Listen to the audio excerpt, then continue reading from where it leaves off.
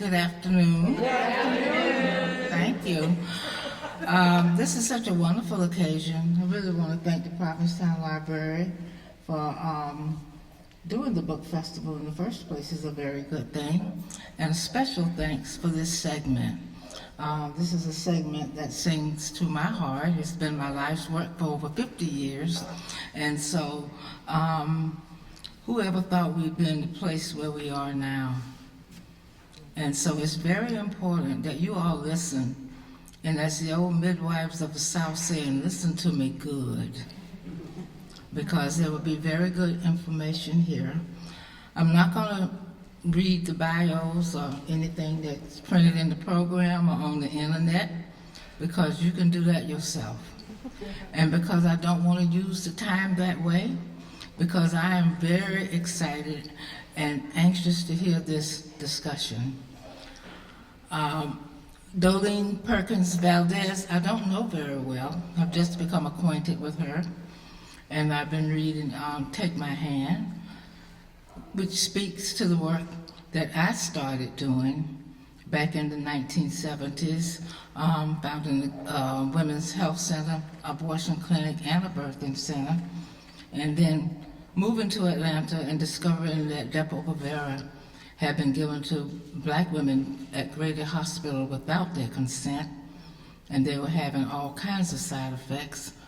So as I read that book, I had to think back to all of the atrocities and all the many ways women's black bodies are being killed, and how women's wombs just seem like tossed around like a political football. And these things are very, very disturbing. Linda Villarosa, I've known for close to 40 years. I met her in the early 80s when she was the health editor at Essence magazine, and I was trying to figure out what to do with black women's health. And we quickly joined forces, and Linda was very involved in our self-help movement. And she was the author of the National Black Women's Health Project, which is what our organization was called then. It's now the Black Women's Health Imperative.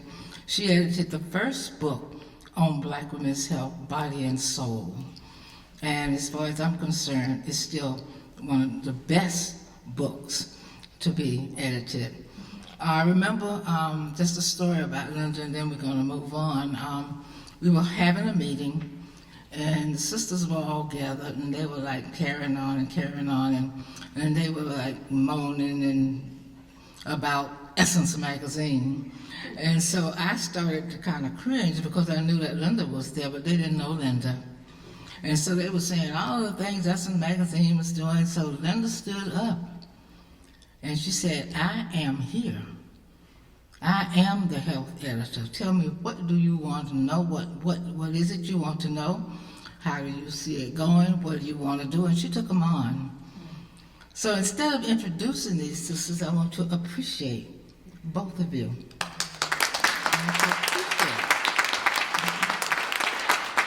I want to thank you for being brave. I want to thank you for telling the truth. I want to thank you specifically for having yourselves in positions where you can be heard, where people can say, we didn't know. If they don't do anything about it, it won't be because you didn't know. It takes courage to stand and face and speak the truth to what's happening. It takes extra courage to be able to do that as it relates to the lives of black women. And I applaud you. I appreciate you. I thank you. I wrap my arms, my love, and all of the graces around you, and I walk with you as we go on this journey. So carry on. Know that you're doing the right thing. No, stop it. Now stop it. I guess I'll stop right here. And give you a chance to get yourself together so you can do this. But I do mean it deeply from my heart. I really mean it. I appreciate it. And thank you for all the work you do for all of us. Thank you.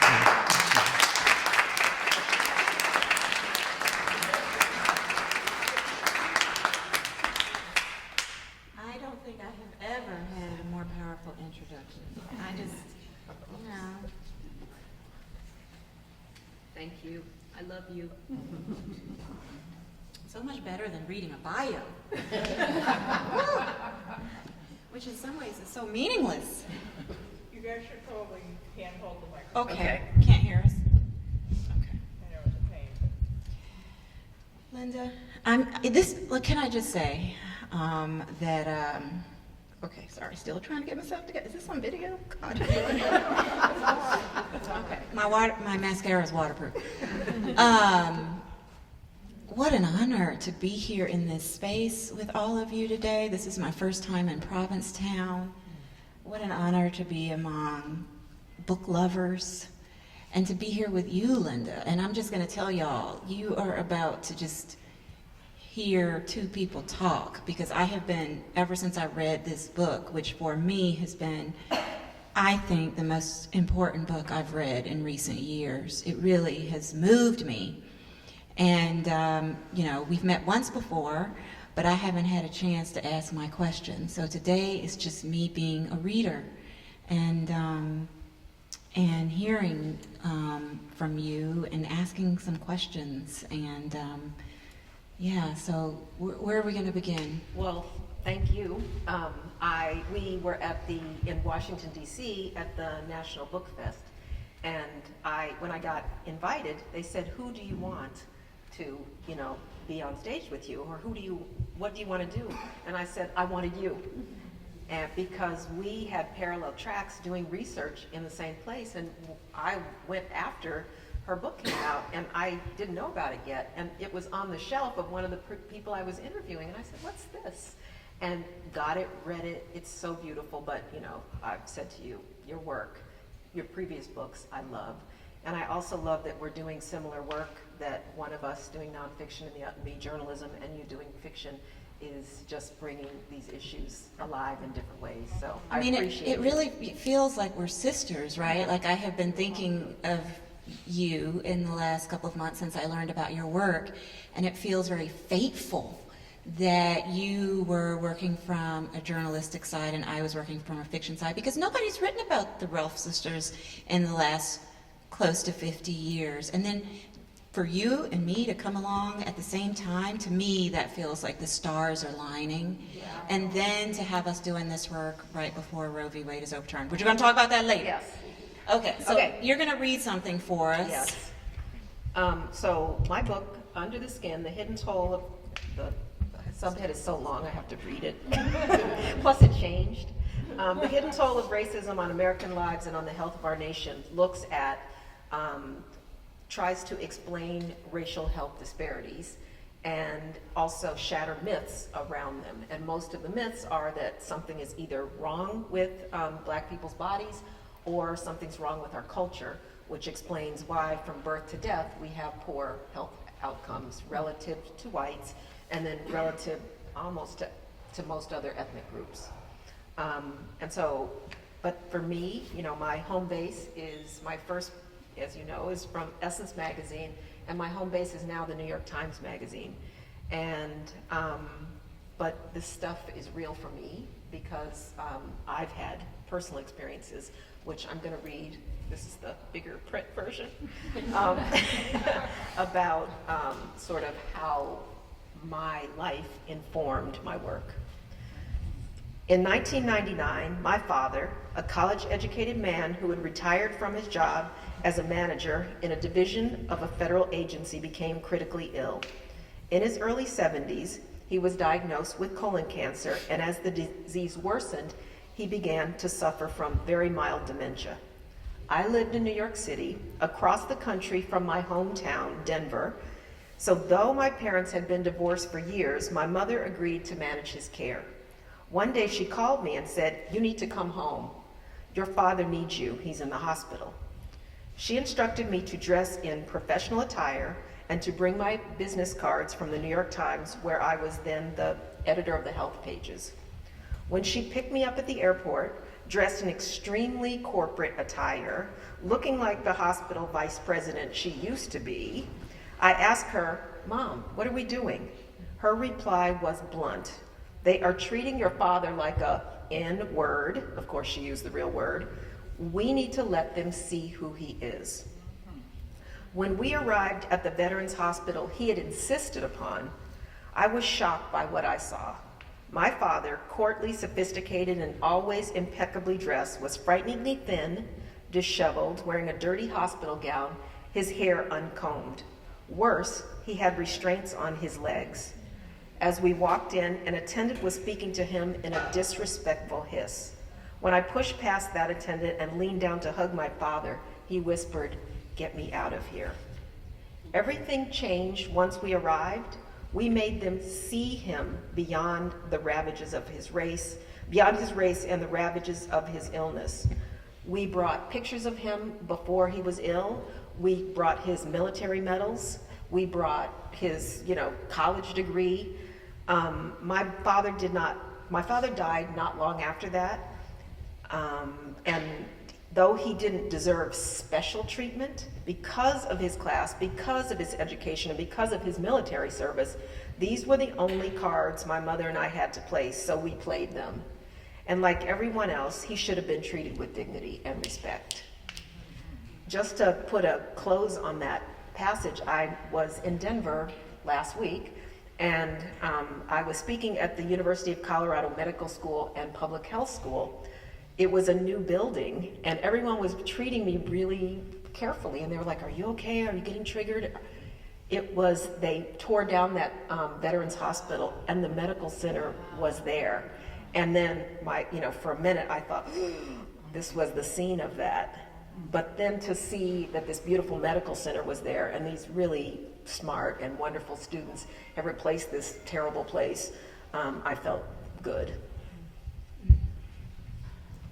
So you didn't realize when you got there that that was the site of the old hospital? And I wondered why everyone was like, "Are you okay?" One woman was holding my hand, stroking my arm. I was like, "What is wrong here? Do I look that fragile?" But then once I understood and I saw the military barracks on the side, and I was like, "Oh my God, this place." Well, good. Yeah. Good riddance, Yes. sounds like. Bye-bye. Tell me about, so I know, I'm going to get into the book. I know that, can y'all hear me good, or do I need to hold this thing? Okay, because it's kind of noisy, this thing is. I know that some of these people that you talk about in the book have appeared in some articles that you've done in the New York Times Magazine over the years. But I want to know, what prompted you to write this book? What was the sort of genesis? Why this book now in your career?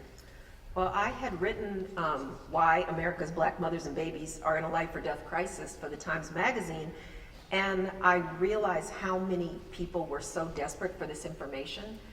And part of it was in public health circles, people knew about racial health disparities and about the things I was writing, but when they would try to talk about it, they didn't have all the information in one place. So they were fighting this battle, trying to say, wait, this thing exists. It's not these people's fault. There's something wrong with our system. There's something wrong with our society, harming people's bodies, but they hadn't pulled together all the research. Mm-hmm. So I was starting to hear from people. It's like, well, what we did was we took your article and we're bringing it. We're having people read it. We're using it as sort of a tool. And I thought, well, that's only about infant and maternal mortality. There are all these other health issues, including life expectancy and eventually COVID, that need to be pulled together under this framework of there is something wrong with the American healthcare system that is mistreating Black people and sometimes other people of color, as well as something happening in society that's harming people.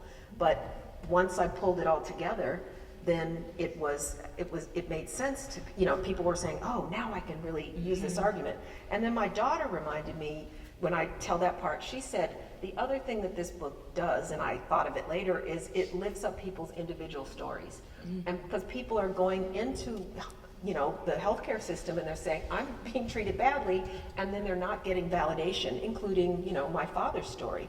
And sort of people saying, well, the healthcare system's treating everyone badly, but then there's this pileup of evidence in people's narratives and people's first-person experiences that become a second form of evidence, not just data, not just research studies, but lifting up people's individual experience and saying, this does occur, this is real. One of the things that really struck me in the book, and there's so much there that you just said we could unpack, but one of the things that really struck me, and I trusted you because you cite so many research studies in this book, and so when I read something, by you, I trust the source, unlike looking on the internet, right? But one of the things you say that really struck me is the devastating effects of racism and microaggressions on our health. That is taking a toll on us, the stress of that, the raised cortisol levels. Can you talk a little bit about that? And I'm really excited to kind of unpack that idea of weathering. And then just as a preview, that concept was created by Arlene Geronimus, who is a professor at the University of Michigan. Her book comes out March next year, and I'm blurbing it, so I'm reading it right now. But her theory, and now it's more like, it used to be kind of like a theory, but now it's really grounded in so much research, it's really a reality, is that when something happens to you, what you could call like a microaggression or a macroaggression, the systems of your body change. So you know how you feel when you get upset. You feel heat rise in your face. You feel your heart rate go up and your chest is pounding. Your blood pressure goes up and your stress cortisol, stress hormones go up, which is the fight or flight syndrome. That makes so much sense. That's what's supposed to happen to you so you can run. However, if it happens over and over and over again, it overloads your system and creates a kind of accelerated aging. And Dr. Geronimus was studying it, she started looking at it when she was a freshman at Princeton. And then she just kept with it and kept with it. And she looked at it in infant mortality. That's what she was first looking at. And she realized that the theory was, the reason Black people are having this infant mortality problem is because of teen pregnancy. What she found was actually mothers were losing their babies later when they were older because they had lived in America longer and the accelerated aging was happening, and that's where you were seeing infant mortality, not in teen mothers. And so she just kept on with it, and then later in her career, she started really quantifying it with blood tests and comparing people who had, the highest levels of microaggressions and macroaggressions with the ones who had the worst health outcomes. And that is called weathering, and I love that the term. word. I know that word, and it's got so much meaning in it. That It's poetic. It's the idea of a house like being weathered by a storm. So it knocks the shingles off, it chips the paint, it breaks the windows, but also it's we weather this storm. We're still here. We're weathering. We're here. We're withstanding what is happening to us in America. And she always reminds me, don't forget to say the second part about the quality. What helps you weather the storm is kinship, community, family, and love. which we just got. Yes, thank you. You're helping us Thank you. weather the storm. Yes. But I was thinking that also helps explain why some of those disparities persist across socioeconomic lines, right?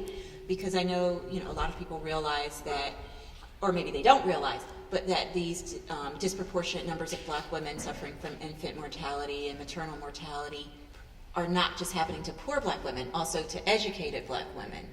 And most of us, that was not the long-standing, idea. It was the reason Black people have higher levels of infant mortality is because of poverty. And that was always how it was explained, in scientific circles, among people like me, journalists. I mean, the first chapter of my book is everything I thought was wrong, because I really believed that.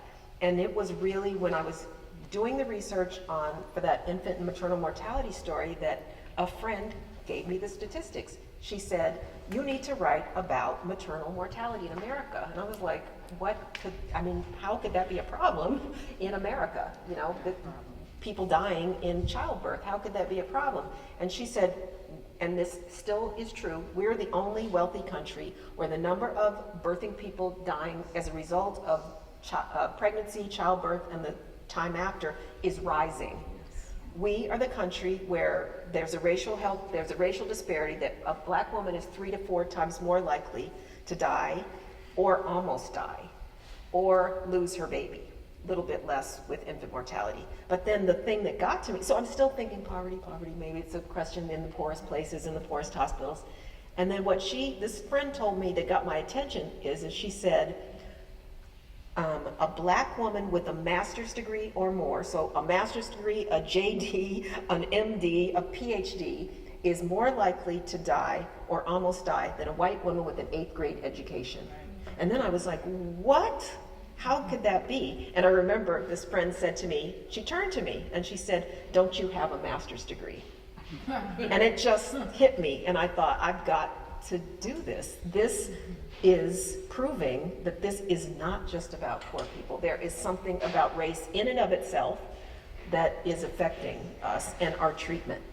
And certainly poverty's terrible and it makes everything worse, but still, if an education is a proxy for, income and sometimes wealth, still dying in childbirth, something's wrong with this country.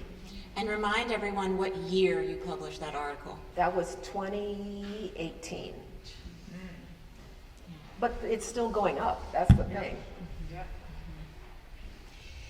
You write about where this all came from in terms of these healthcare disparities. And you talk about how it goes back to these racist scientific theories that argued, I was going to say suggested, but that really argued because it still exists, that black bodies experience pain differently. And it's, when I was looking into that, I was part of the 1619 project. I wrote the chapter on medicine. And so most of us that were part of that project were not historians. There were historians, but some of us, were journalists. And so I didn't know about that history so much. So I'm looking into it, I was like, this is crazy. And I had to kind of redo it because, the theory is that black people have a superhuman tolerance against pain and can tolerate pain in kind of ways and amounts that a white person could not handle at all. And when I was looking into it, I was like, well, this isn't just some crazy talk. This is in medical journals. This is by physicians and scientists. This is presented as fact at medical conferences, but it's this kind of pseudoscience that was really used to justify enslavement and all the cruelty that went with it. What our challenge was in the 1619 project was to take something like that happened in the past and was true in the past and bring it home to today.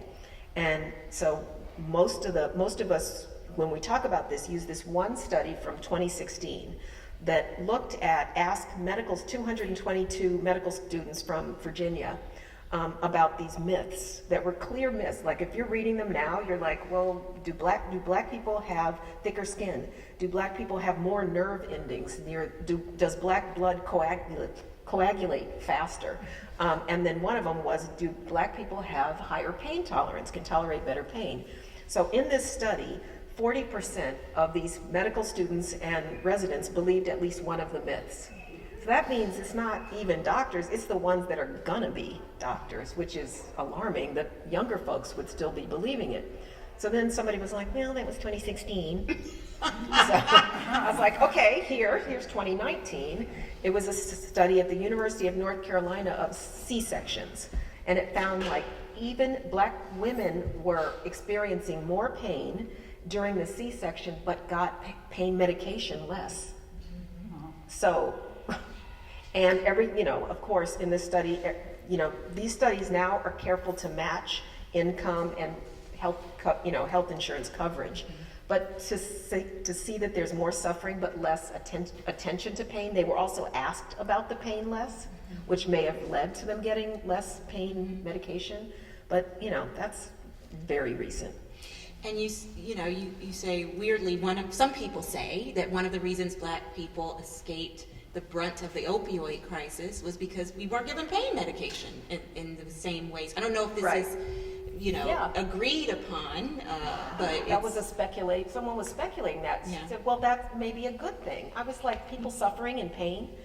And one of the studies, I was reading one of the pain studies, and what was the question they asked about pain? So it was like, if a Black patient in the emergency room gets their hand slammed in a car door, and a white patient gets their hand slammed in a car door, who experiences the most pain? The answer is everybody.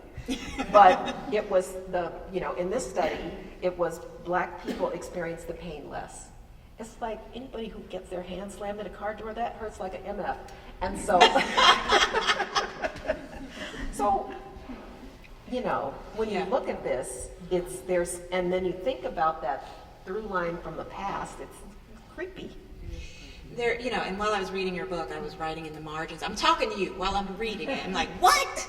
And so one moment I had was when you talk about this young medical school student at UW, University of Washington Medical School, in 2020, whose professor says that kidney function in Black people is different than in white people. And when she raises her hand, and it sounds like something my daughter would say, well, can you explain the physiological process by which the kidney function in a Black person is connected to melanin? And, it sounds like my daughter in the room. Right. She was met with silence. Silence. And they said, well, that's what the medical book, that's what the textbook says. But the good thing about her is she medical school's hard. She took the time and fought back against the administration and got that, they stopped teaching that. And then, I was telling 2020. However, here's 2022. I got my own kidney function test. And there are two readings. One, if I'm a Black person. One, if I'm a white person. Because I'm Black, the Black got circled. And so I was asking, a nephrologist, what does this mean? It means that we could be left off the kidney transplant list because it makes our kidney function look slightly better. Right. And I'm like, I'm looking at it, and my editor didn't believe me. I held it up on Zoom. I was like, this is my test from last week. It still is giving me as though there's something, and some of that myth has to do with Black people having more muscle mass. Okay. This is my muscle mass right here. I don't have more muscle mass than who? But the fact that this is still happening, these kinds of, racialized differences in medicine in today's world is, insane. Let's take a breath. I told y'all this book is important. I told y'all this is so important. The history of medical ethics in this country is so problematic. And I think I really feel like that was brought home to a lot of Americans, a lot of reading Americans, by Rebecca Skloot's book on The Immortal Life of Henrietta Lacks, which sold millions of copies, as y'all know. And got made into a movie with Oprah starring as her daughter. And a lot of people didn't know these kinds of things. I'm wondering, what your thoughts are in terms of where we are now with medical ethics. In my work, I talk about the Tuskegee syphilis experiment and the sterilization of thousands of Black and Latina and poor white women.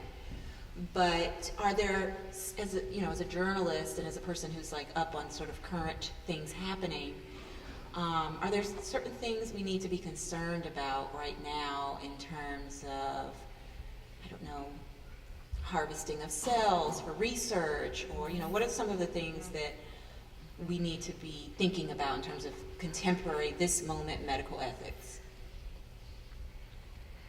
How I think of I think of medical ethics in what happened to Henrietta Lacks. Yeah. She had cervical cancer. Her cells were harvested without her permission and without her knowledge, and used to advance medical research, including the making of the COVID vaccine. Some of her cells led to that breakthrough. But she died at age 31. She died without any money. She wasn't honored until really, journalists uncovered what happened to her. And then, she got the Oprah movie, yay. And then finally, next year, there's going to be a building at Johns Hopkins named after her. So that's finally. So that's a form of, that's medical ethics. Yeah. Medical ethics are, they're in, I guess this was last year when they looked at ICE facilities were sterilizing women, Latinx women, yes, undocumented, without their knowledge, against their will. And that was like last year. Yes, that's ongoing. That's Those ongoing. lawsuits are ongoing. So yes, that's still happening. But I mean, a kind of medical ethics are taking away Mississippi's last, abortion clinic. Mm-hmm. That is a form of medical ethics because it's going to, it already has changed, what the health outcomes in the country's blackest state, poorest state with I think it has either the highest or second highest maternal and infant mortality, and definitely the highest child mortality. Mm-hmm. So that is unethical. It's unethical to punish people who are providing health care in the form of abortions. That's unethical. Mm-hmm. So I think lots of issues. Yeah, there. it's I think the way we think of ethics is changing. Or that's how it's changing for me. Mm-hmm. Yeah. So you mentioned abortion providers, and so I want to sort of turn to the path that brought us together, which is the Relf sisters, and what happened to them. We're both going to read a portion of our books. So maybe you go first? I'll go first and set the stage. Okay, so I don't even know what I'm going to read. Okay, I can figure we'll figure that out while I Okay. do this. Okay. I keep a sepia-tone photograph of the Relf sisters folded up and tucked in my wallet. It's from a 1973 issue of Ebony magazine. The older of the two, Minnie Lee, stares hard at the camera, her gaze direct and unsmiling, but pleasant, almost quizzical. Her hair is freshly pressed, hot curled and brushed into place, making her look older than 14. But in a clean white dress with lacy zigzags, she seems ready for Sunday school. Her left arm is draped around her baby sister, Mary Alice, age 12, anchoring her in place. The younger Relf sister cracks a big, playful smile, her hair in braids, not the usual 3 unruly braids from other pictures of the sisters during this time. Instead, they are pinned down, neat and tidy for the ebony shoot. The bottom of Mary Alice's schoolgirl dress is hiked up as she reaches up to rest her right arm, the one that's not fully formed, a disability she was born with, on her sister's shoulder. The same picture lies in the passenger seat of my rental car in February 2020 as I turn into the Westwood Apartments, a cluster of brick homes situated behind a strip mall near the Mobile Highway in South Montgomery, Alabama. When I knock on the door of the Relf's home, a cramped, single-story apartment that looks like all the others in the public housing complex, Mary Alice yanks it open with a big smile that is the same one from that picture from 49 years ago. She pulls me into the house and says something I don't quite understand, though after spending time with her, I will come to better comprehend what on that day is a raspy collection of sounds, the result of a speech impediment and intellectual disability that make communication difficult for her. On that afternoon, Minnie sits resting her elbows on their dining room table, covered with glass to keep it from getting scratched. "I'm sorry, ma'am, I can't stand up for you," she says politely, pointing down to her right foot. It is in a bulky gray cast. While reaching for a can of string beans in her kitchen cabinet the week before, she lost her balance and fractured it in 3 places. Mary Alice pulls a chair close to her sister so they are nestled next to each other, as in the ebony photo and every photo of the Relf sisters. Looking at them now, ages 61 and 63, pressed together as though attached, I can still see the faces of the 2 young girls forever memorialized a half-century ago beneath headlines reading, "Suit says girls were sterilized" in the New York Times. "Sterilized, why?" in Time magazine. and in Ebony, sterilization, the newest threat to the poor. In the summer of 1973, Minnie Lee and Mary Alice were taken from their home in Montgomery, cut open and sterilized against their will and without the informed consent of their parents by a physician working in a federally funded clinic. The Relf case would change history. A civil lawsuit filed on their behalf, Relf versus Weinberger, revealed that 100,000 to 150,000 poor, mostly black women had been sterilized under U.S. government programs over decades.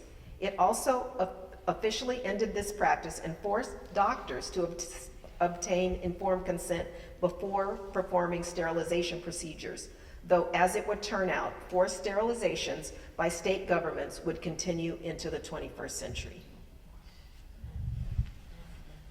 So as y'all heard, the Relf sisters are still alive, and Linda writes about them in this book. It's a wonderful chapter, and also wrote about them for the cover of the New York Times Magazine in June, with beautiful pictures. So my book is inspired by the story of the sisters, and I'm going to read a little bit from the scene when the nurse first meets the two young girls. In my book, they're the Williams sisters. They are 11 and 13 years old. I got out of the car and stepped into a huddle of gnats. The air smelled of burning wood. Something told me these girls couldn't be in school. If they were, they didn't go every day. They should have been expecting me, but they didn't have a phone, and I wasn't confident they even knew about our appointment. They had initially been assigned another nurse who had quit the clinic the month before. I was there to pick up where she left off. A girl wearing grubby pants and an orange t-shirt shaded her eyes with a hand. The backlight of the sun darkened her face. "How you doing? I'm Sybil Townsend from the Family Planning Clinic." It didn't make sense for us to be out here in our uniforms, but Miss Seeger insisted. It was March, chilly, and I had left my sweater in the car. The wind reached my neck. I stepped up closer. Someone had tried to braid the girl's hair, but the roots were so matted with dirt that only the ends of the hair could be plaited. I clutched the file under my arm and tried to remember what I'd read. "Are you India?" The dog rubbed against my leg, and I fought an urge to push the animal off. It sidled away. I looked down, and sure enough, it had left a brown mark on my pantyhose. "She don't talk." I jumped. I hadn't seen the other girl standing inside the screen door. I remembered the contents of the file. The younger sister was mute. I had skimmed that detail, but it came back to me now. "Oh, okay. I'm Sybil Townsend. I'm the nurse sent to give y'all shots today." "What happened to the other one?" I don't know," I stuttered. The nurse's leave taking baffled me too. Maybe the demands of the job had been too much. Maybe she'd found something that paid more. Being out here on this farm wasn't anybody's idea of a good time. Even so, there weren't government jobs just laying around waiting to be picked up. "Is your daddy home?" "No, ma'am." I blinked as I pieced together their story in my head. Mace Williams, father, 33, milked cows, tilled the land, did whatever the white man told him to do in exchange for this shanty and a pittance of money. Constance Williams, mother, deceased. Patricia Williams, grandmother, 62. In the distance, the inky outline of grazing cows flickered in the light. "Your grandmama here?" "Grandma, the nurse here." I tried to smile, but I wasn't sure if my expression passed for polite. I didn't know if I should ask to come inside or wait for the grandmother to come out. The older sister settled it. I remembered now that her name was Erica. "You can come in if you want." She opened the door for me. The screen pulled away from the edge of the wooden frame, not much protection against the flies. It creaked on its hinges. I'm not sure if I said this before, but walking into that house changed my life, and yes, it changed theirs too. I walked right up in there with my file and bag of medicine ready to save somebody. Little old me, 5 foot 5 inches and know-it-all. So, why do you think this case is important right now for us to be talking about? Well, one of the things I'm doing now is teaching pre-med. So I'm teaching medical students, pre-med. Okay. And we were talking about it. And many of them are first generation or they're immigrants. So they don't know as much of the history of our country. And I saw the light go on in one of them. and she raised her hand and she said, let me see if I've got this straight. Now, when black people were enslaved and earning money and supporting the economy, that's when they were forced to have babies. And they were, forced to have children, raped to have kids, because I had explained this whole thing. I was like, yes. And she goes, but now, when, then the bodies weren't so valuable, and in fact, they felt like a drain on society, then they're forcibly sterilizing people. Yes. So she said, then why, if they don't want black people around, why not let them have abortions? Wow. I know. And I'm like, yes, I know. This is what racism is. But I think it's, this is a through line from the past. And I think we cannot talk about abortion and the, losing the right without talking about forced sterilization that is continued, without talking about when babies are born in the, especially in some of the poorest places, but anywhere, and they, they're not safe, or they're not healthy, because birthing people are forced to have children that they don't want to have. Then it's just creating this whole cycle. So this is not about only abortion, and I get many of us get super irritated when it's, about the law and about abortion only. It's like, this is a continuum of problems, that it's a chain. And it's also the solution. If we're looking at the problem from the wrong way, then the solution's wrong. The solution is not just to get the right of abortion back. It's to look at this bigger issue and these bigger issues around reproductive justice. Yes. Reproductive justice, a term coined by black feminists. Yes. At a 1990. Yes. Someone was there at the conference? 1994 in Illinois, there was a conference, and black women got gathered and trying to figure this thing out. And they defined it in much the way you just talked about it, which is 3 parts. Tell me the 3 parts. So the right to have a child, if you want to, the right to not have a child, and the right, if you choose to have a child, that child has the right to be raised in a safe and healthy environment. So it's about bodily autonomy of women, but also about the lives that happen, children. Which I love. Yeah. Because nobody's talking about that. That's right. That's the reproductive black-led framework that gets lost when it turns only about abortion. Mm-hmm. And then, then we have these conversations about law enforcement and crime. And so you don't talk about the children, but these children are going to be disproportionately affected by poverty, which is going to have snowball consequences. Yeah. I was interested when you were talking about how after the whole Dobbs decision that women were inviting, wanting to read your book and wanting to have you talk about reproductive justice and these issues. No, I'm just a writer. Okay. I'm not like... Well, you're a college professor, I'm not too. a journalist. I'm not, fancy. But my armchair observation, I've been talking to book clubs all summer, is that women are listening and paying attention. I mean, I was just on a call last week with a book club in Georgia. And I know it was mixed company, as we say, when we talk about the political divide. And everybody in that room, I could see them, they were all in the same room together. We weren't just like heads on a Zoom screen. Everybody in that room was paying attention. And I think that for many people, my mother just asked me the other day, she said, can you tell me more about why sending it to the States is bad? I think she needs argument to talk to her friends so that she can articulate it. But, I think people are understanding more clearly why that's a bad idea. They're understanding also more clearly how it's going to affect them. Because I think a lot of people think that doesn't affect me.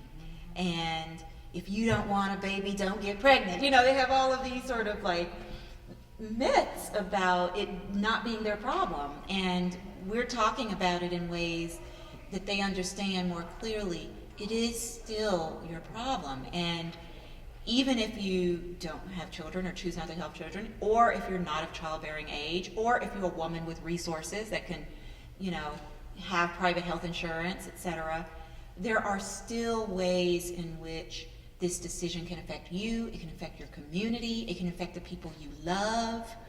And I think that more and more women, I think that, you know, this conversation's not over. And I think more and more women are understanding that. That's just my sort of armchair, you know, and I've done dozens of like book clubs all over the country this summer. And I don't hide my view. I am myself. And I just hear them listening, you know what I mean? And I also have said, which is so interesting because, you know, one of my friends often goes on some of the MSNBCs and CNNs and talks, and then gets like hate messages after talking about this issue. And they get her cell phone. I don't even know how people get cell phone numbers, and they text her these hateful messages. But I think it's mostly men because you can sort of tell that it's the men that are texting her. But she shows me the messages, and I tell her, you need to give that to law enforcement. That's not good. I have not received a single, knock on wood, negative email. Not a single one. And my main character in my book has terminated a pregnancy, which I was a little bit afraid of. I thought, like, how is that going to play? I just didn't know. I was afraid of what that might mean in terms of how people react to the book. But not a single person has written me and said, why did you do that? Why did she terminate that pregnancy? And sometimes when I'm in those conversations, I'll say things like, it's time for us to lay down this burden of secrets, right?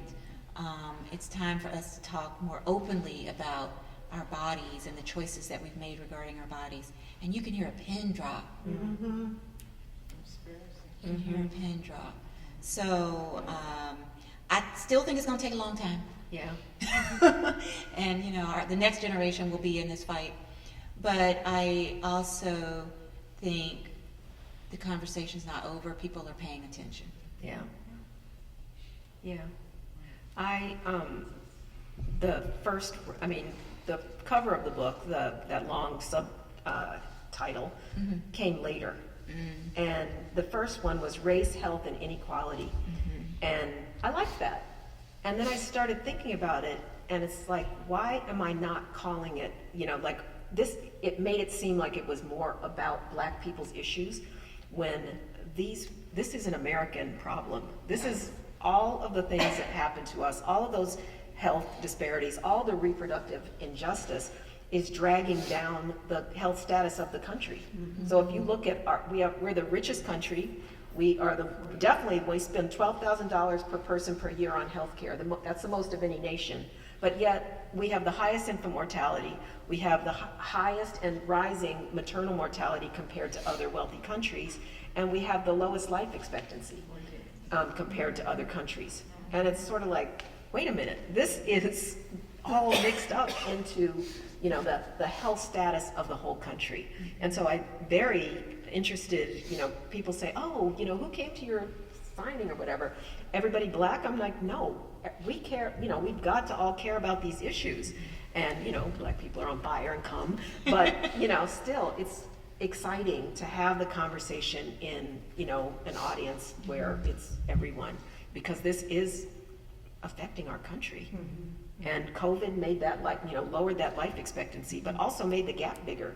Used to be Black people lived 3.5 fewer years, now it's 6 fewer years. And where my mom grew up in Inglewood in Chicago, people lived to age 60, and then 9 miles north, they lived to age 90. And then, it's sort of like, and then I went back and I said, where's COVID here in this city? Right in that neighborhood where it was one of the worst, highest caseloads was in that neighborhood where my mom grew up. And I'm just like, whoa. And when we went back, I said, Mom, and it's also the life expectancy in her neighborhood in Chicago is lower than Mississippi, where their family came from. And I said, Mom, parts of this place where you grew up look like Mississippi, where your family escaped from. So, we have to pay attention to these issues. Yes. And it goes beyond just black people's health and people of color to what does our nation owe? What is our nation doing as a country to change these negative health outcomes that are affecting all of us? I want to open it up to the Yeah. audience. I'm going to scoot my chair back out of the sun and see if anybody has a question. Ooh, lots of questions. You pick, Linda, or should I pick? Okay, we'll start on this way and work our way across the room. Okay. Well, you were speaking about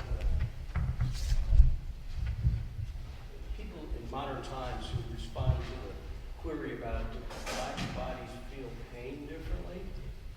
And this is kind of almost a current survey. 2016 and 2019.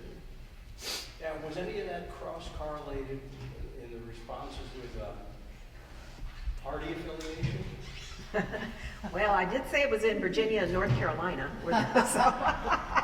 So I'm not sure. I don't think so. No. I think that would be interesting. Yeah. Yeah. Go ahead.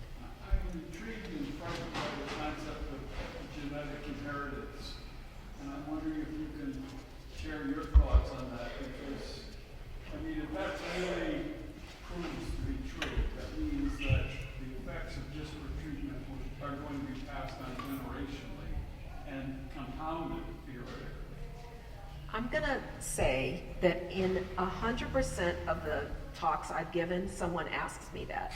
I didn't do a great job. I didn't get that far in my book. I was kind of late and in trouble and needed to just stop writing and turn it in. But I'm curious, and I'm going to look into that. I interviewed the author of The Body Keeps the Score, which is about trauma in the body and how it's passed down. And I have a stack of books, because I'm going to get myself up to code on this and maybe write about it for the Times. So thank you for asking that. Tune in later. Yeah, or something. Great question. I think your work is so important and alarming, and I don't want to pry, but how do you keep mental balance working on all this all the time? People in my life say I'm really good at compartmentalizing things. I'm also into the outdoors. I grew up in Colorado. I love fishing. I love hiking. I play soccer on my intergenerational soccer league. I'm the second oldest, but also the second highest scorer. So I have a partner who I love, a dog, and some children who are okay. And but I do think that, I don't know how you feel about this, but for me, we call it going down. That's what we say. If I start to go down and get depressed and get sad and let it pull me down, then I just don't get any work done. So I just try to focus on the positive, just try to think, this could be changing. We hope it is. I see those medical students that I am, pre-med students that I'm working with, as very hopeful, and I just look toward the light, the good light. And just like her last chapter of the book is very hopeful and optimistic. It's about solutions. So I love that about Linda. Very good, thank you. So I wanted to say a couple of things. One is that I taught a required course at Dartmouth Medical School called Health Society and the Physician, in which I talked about these things. And that was 20 plus years ago. And what needed to happen was that what I was saying in this one required course needed to be integrated throughout the whole curriculum. And that still hasn't happened in most medical schools in the United States. The second thing I want to say is that I recently had a test at Outer Cape, which is our neighborhood health center here, to check on the iron, to check on the what? The bone density. And there were two results that my bone density was compared to for black people and for white people. This was in less than 12 months ago, here in Provincetown. And I tried to tell the person that did the test why that doesn't make any sense and why that was wrong. And she said, well, I just work here. It's not my It just, and so of course I spoke to Bill Shea, my incredible primary care doc, about how this has to be changed because it's not reality based. Yeah. It is painful that this is still going on. It's still going on in a pretty solid community of, it breaks my heart that we are still talking about the same things. And the last thing I wanted to say is that when we did the human genome, was that 12 years ago or 23 years ago?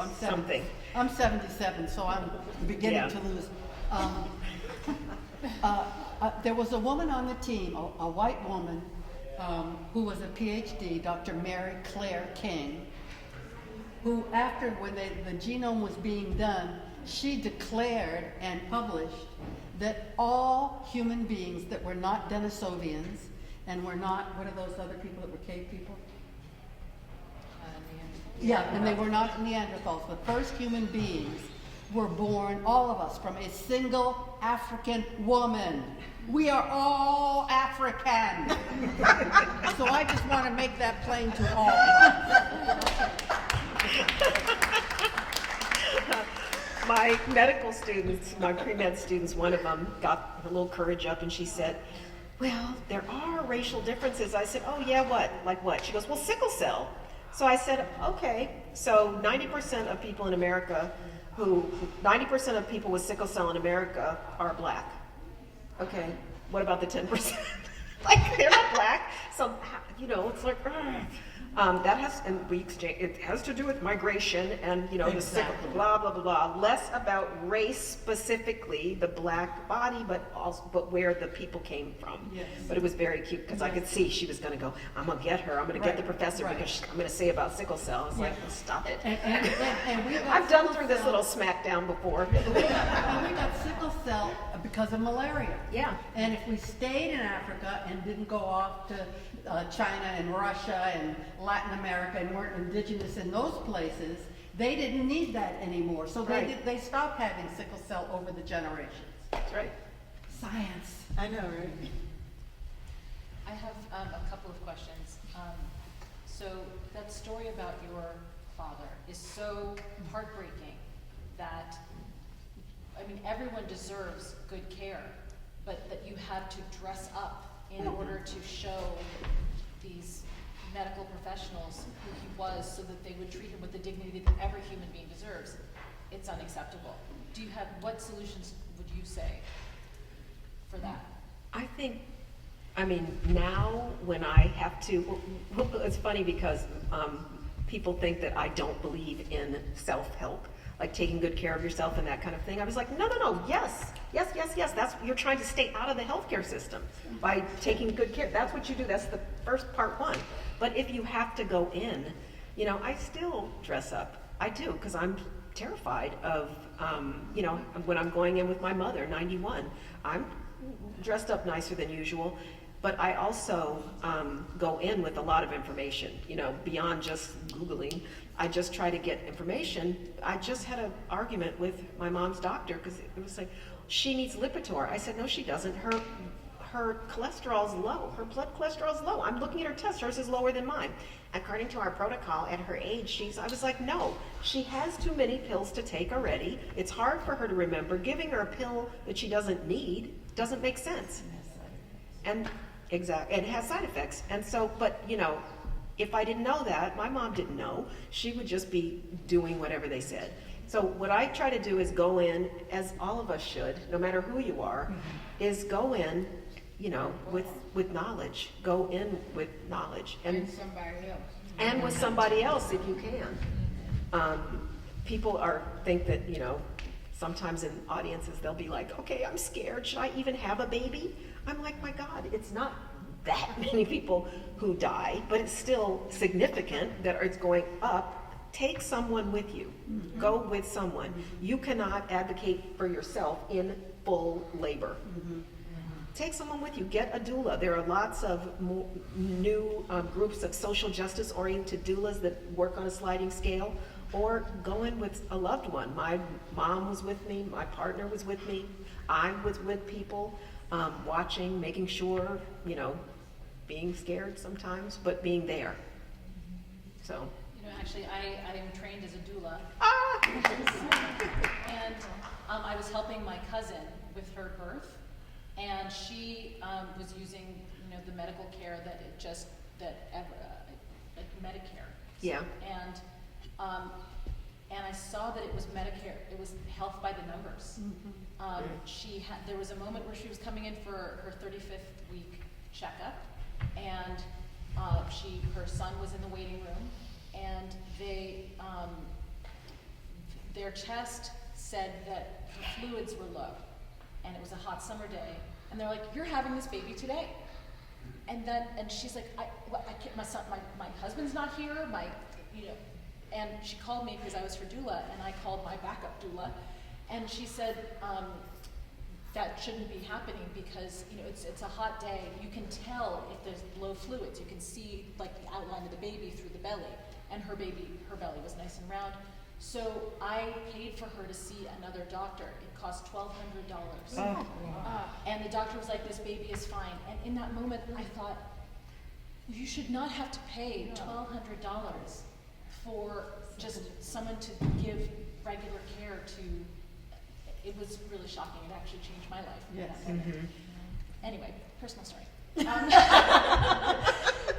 the second question that I had for you both is, what was the moment that had you interested in the Ralph sisters and interested in telling the story? I would love to hear how you thought of you know, exploring this. You were from the journalistic perspective and from the novel perspective.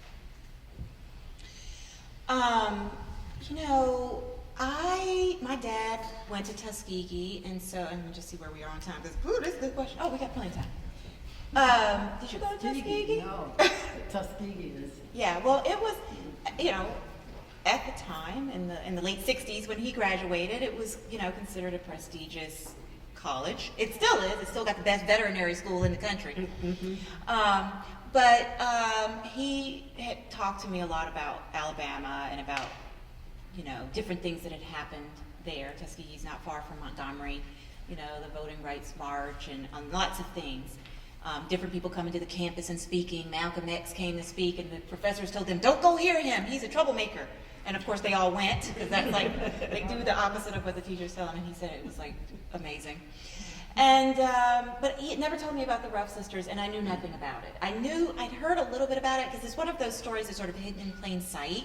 You'll be watching like a documentary, and footage of the girls will show up, and then it'll be over. Like, you know, it's like, so many different little documentaries and things have been done, and they're kind of a footnote, right? And I just one day started, just out of curiosity, I never know if anything's going to be a book, just, you know, probably a lot like Linda, we're just a lot of times just being readers, being regular people, being curious.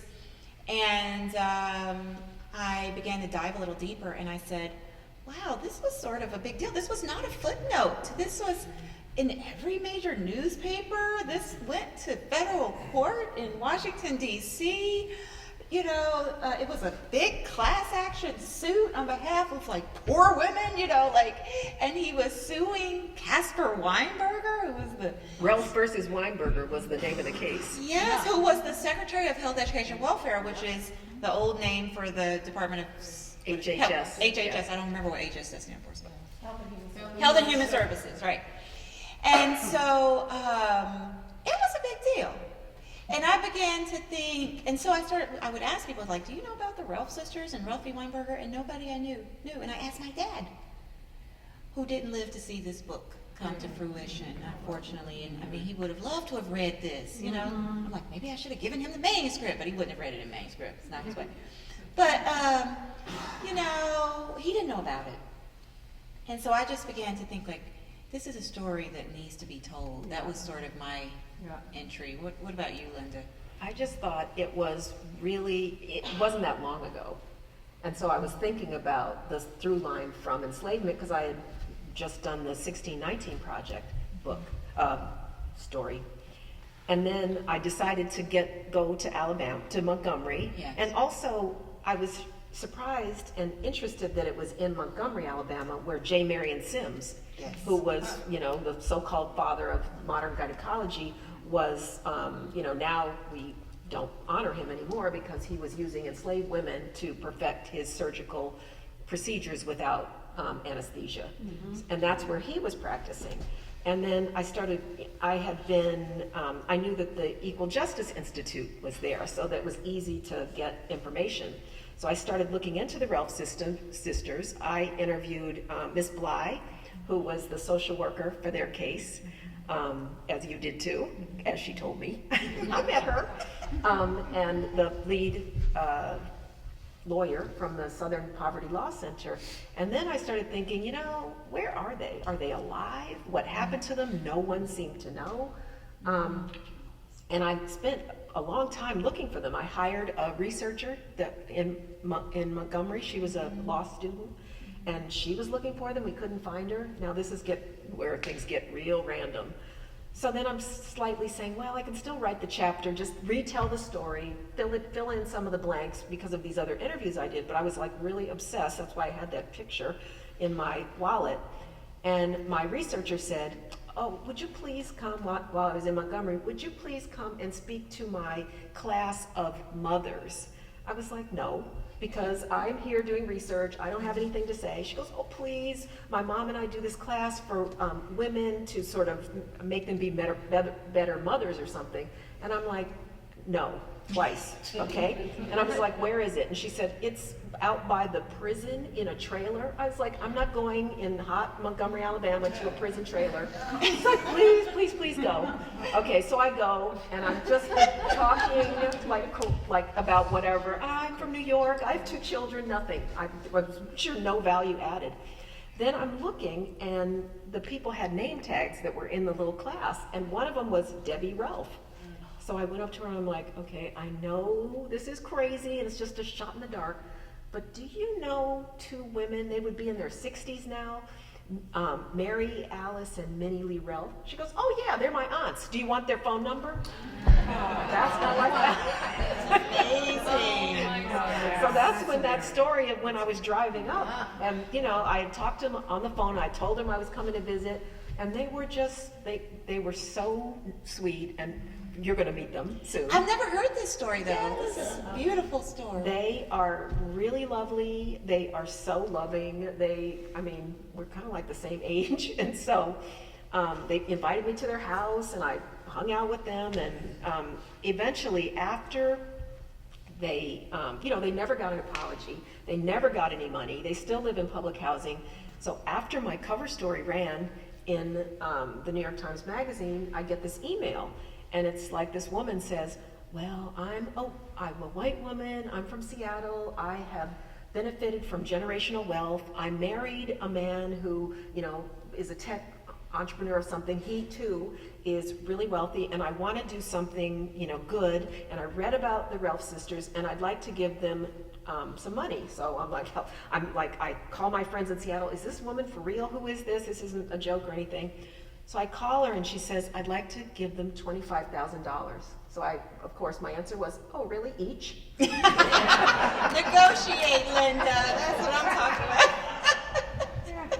about. So I found Michelle Browder on the ground, who is an artist, and she has a nonprofit.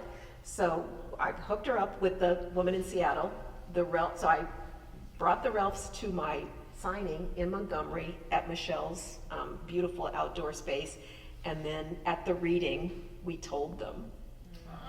And there had also been a GoFundMe for $15,000 for the oldest sister, Katie, who did not get sterilized because she hid. And when they came to get the other 2, she hid. She was a little older, and she was the person who got Miss Bly and told her, wait, they've taken my sisters. So they got $15,000 for her, and then $25,000 for each of the women. And when we told them at the reading, this was just like in June, oh my God, it was so moving. They were crying, they couldn't believe it. Michelle's kind of handling their, what is a trust fund, because they really haven't had any money at all. And then I said, what are you going to do? What's the first thing you're going to do? And they said, we're going to get our couch out of layaway. We were getting a new couch. We've been paying $45 a month for this couch, and now we can just buy it because they live together. And it was... I love this story. I love it. You know, I heard Linda tell this story on TV, and I like texted you. You were at the National Book Festival in the early morning, and I hadn't gotten there. I was still trying to get out, and I was just like, "What is this? You have to tell me." It was just the most beautiful thing, and it was because of your article. I was so happy. They're funny because when I was down there, we brought them out to dinner so I could introduce them to Michelle, and now I'm really like their family member, because at one point they have some mobility issues, and so they were having trouble getting in and out of the car. Yes. So my daughter was with me. We were basically carrying them, pulling up their clothes, helping them walk, and then I was thinking, wow, being a journalist is so glamorous. Although I hear there are some billionaires in the area, so Yeah. it's not enough. Yeah. They need more. And So they still have not gotten an apology, and Right. from an official apology. And also Yeah. $25,000 was the amount where 3 states are giving reparations: North Carolina, Virginia, and California. And usually the amount is $25,000. That's why she chose that amount.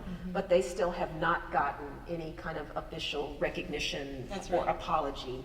And they're still in public housing. They're I would still in love public to housing. see them get a house. And that's I what mean, they said. The Yeah. next thing is to get a house, to put that couch in, it would be for them to live together without it, not in public housing. Right. Yeah. Oh, that's a beautiful It would- story, yes. Linda. That's why I like being a journalist sometimes. Yes. It's writing I don't love, but I like this part. I like to have Yes. written and good things happen.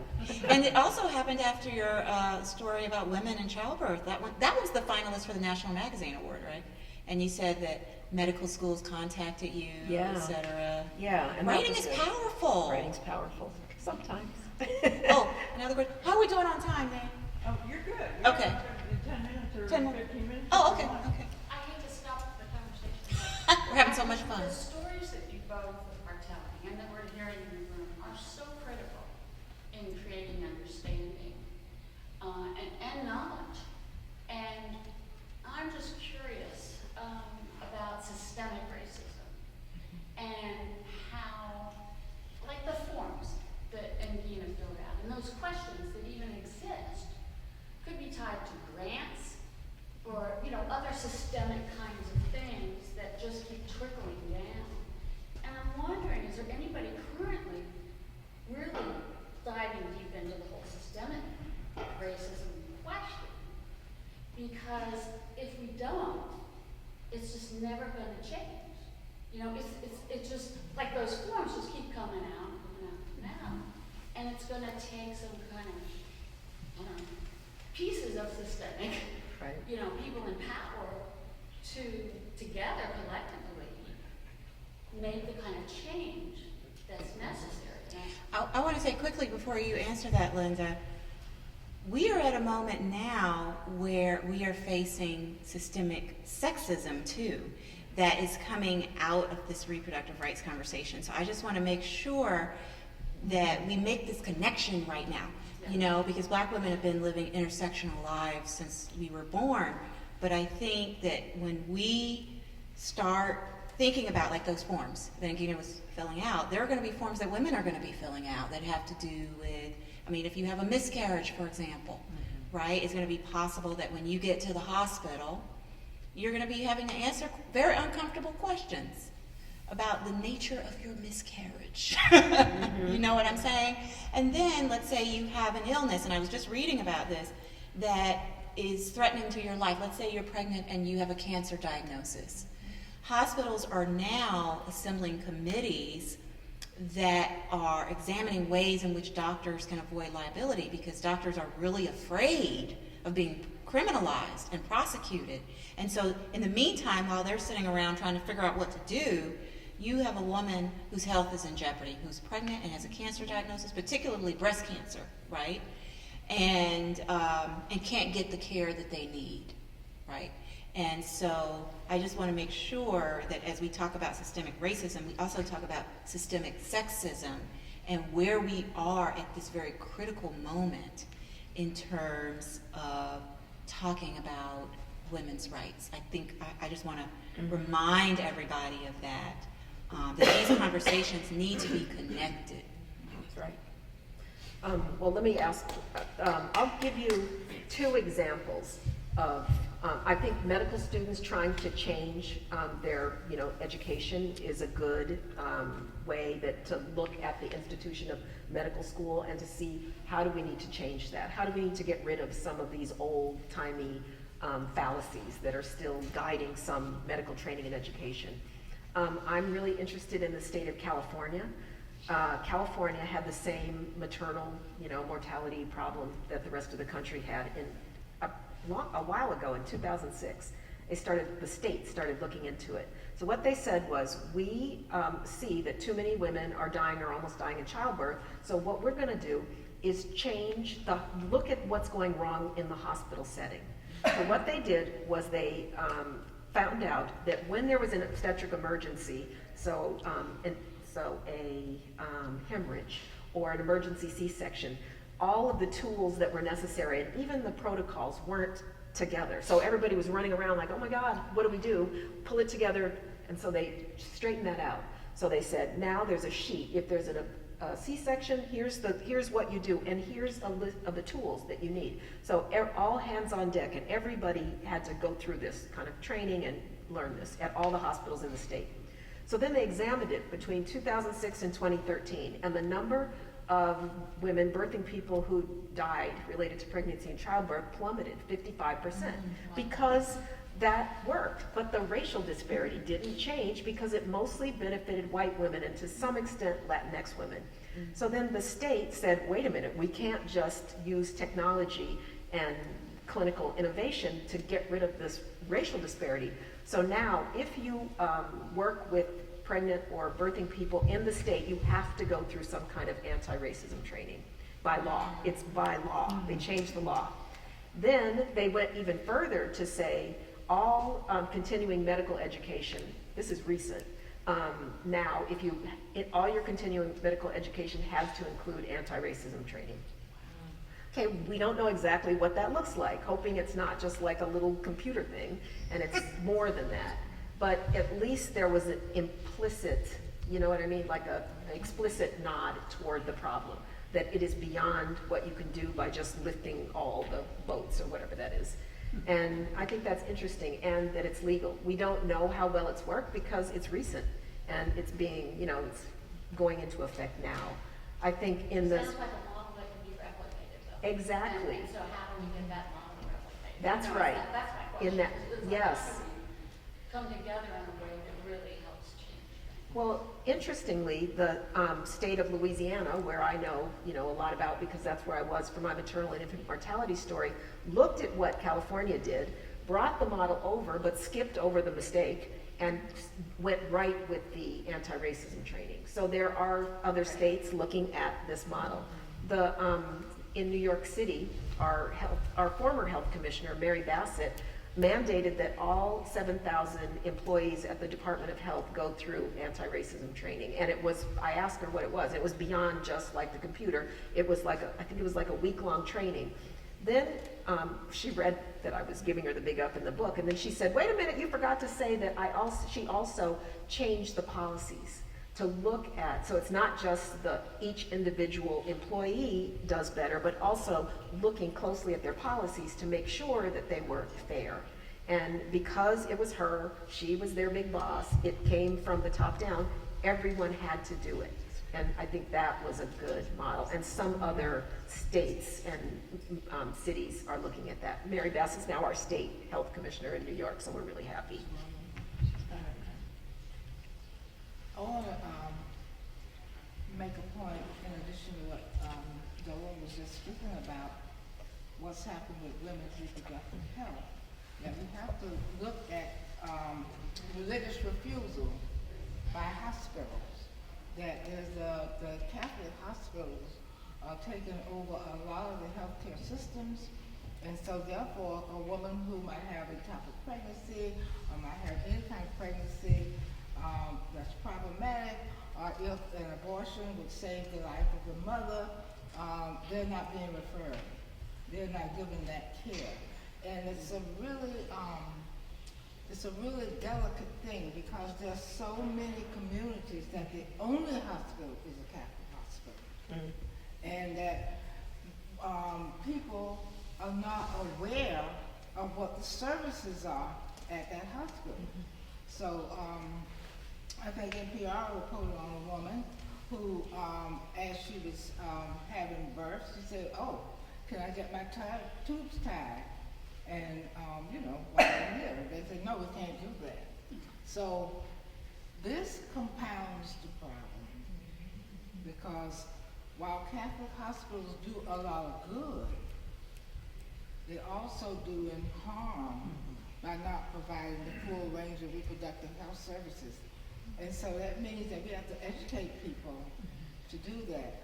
So I'm working with a group where we're trying to get the Federal Trade Commission to put in place regulations for these hospital mergers, that they have to provide the full range of reproductive health services for women. And really, for families, I get tired of it just being put on women. You know, most women don't get pregnant by themselves. Something else is happening there. Some of us do.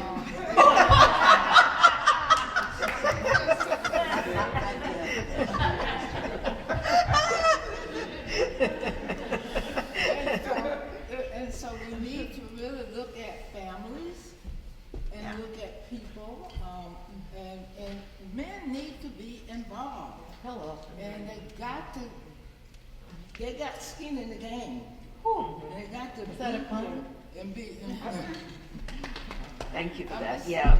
Yeah. Thank you. But pay attention to this whole Catholic hospital, because they're taking over a lot of medical practices. I was just on the phone with a woman in Memphis who said that in order to get health services in Memphis at one particular place, you have to declare whether or not you've been saved. Ooh, what's that, St. Francis? She didn't say which one, but you have to say whether or not you've been saved. You know, it sounds more evangelical. Oh, that does sound evangelical. Yeah, it sounds evangelical. So I'm saying we have all of these fake pregnancy clinics that are supposed to be giving out information, that's giving out disinformation.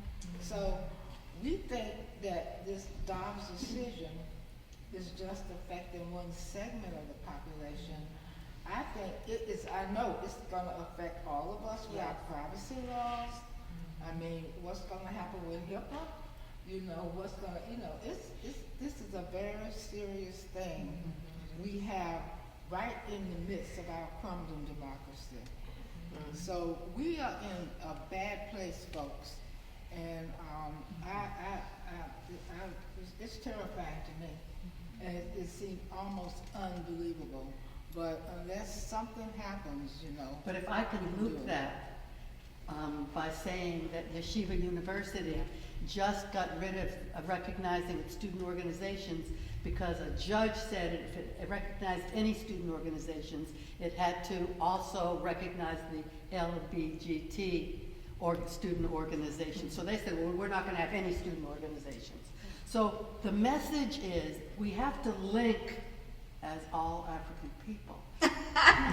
We have to link by our gender, our sexuality, our sexual behaviors, our races. I believe strongly in colorism. I have gone to school with men and women who have been darker than I am, that come from India, that come from other parts of Asia, that come from Latin America, who are discriminated against. We have to organize as human beings around the rights that human beings deserve.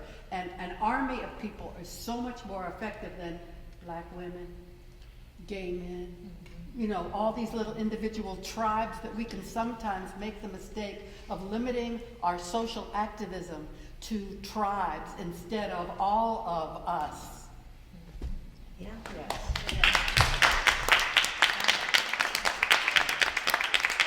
Thank you for coming. Yes, thank you. We had one more little question. We'll be real quick. He's waiting. Okay. The National Football League has recently been making payments to retired athletes for, having concussions and brain injuries and things like that. What got very little press, at least that I thought, and very few people know about it, they were making lesser payments to black athletes Exactly. because they said the baseline that they had lesser cognitive function, so they had less to lose.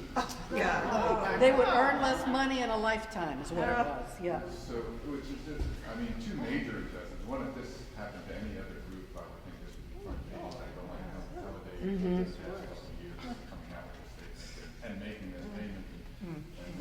And then the fact that it's not front page. No. Is just also Right. disgusting. Yes, thank you. I'd like to end with this little positive thing. There is this group of these fantastic medical students at University of California, San Francisco, UCSF, and they're in a joint program of public health at Berkeley. And they started learning about these biological differences like this, the kidney function, the pain tolerance, all this stuff.